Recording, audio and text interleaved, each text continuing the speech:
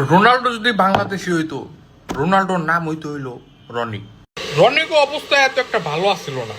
কুষ্টিয়াতে থাকতে জীবনে বহুত কষ্ট করছে। খাম্বার লাইটের নিচে পড়তো, সাতটায় স্কুলে যাইতো। বাপের পোলার প্রতি অনেক আশা ছিল, তাই জমি বেচা ঢাকায় পাঠাই দিছে। ঢাকায় ভাত খাওয়ার পর্যন্ত টাকা ছিল না, ঢাকা ভার্সিটিতে চান্স পাই গেছে। ফেসবুকের বায়ো চেঞ্জ করে রনি দিয়ে দিল প্রাউড ঢাবিয়ান। কিন্তু পড়ালেখা শেষ করার পরে ওই রিয়েলাইজ করলো ওই যে সাবজেক্ট গুলা পড়ছে ওইটার বাংলাদেশে কোনো চাকরি তো নাই। এইটা পাইজা গেল রনির জীবনের পাওনা। রনি 4 বার বিসিএস দিছে, 4 বছরই ধরা। 4 বার ধরা খাওয়ার পরে রনি কি করলো? রনি সৌদি গেল না। সৌদি গেছে ওই বাপের জমি বেচা 8 লাখ টাকা দিয়া, বেতন পায় 20,000। রনির কফিল ভালো আসছিল না, 1 বছর পরে 2 লাখ টাকা দিয়ে পড়ছে। 8 লাখ টাকা দিয়ে গেছিল, 2 লাখ টাকা লয় ব্যাক হয়েছে, 6 লাখ টাকাই লস।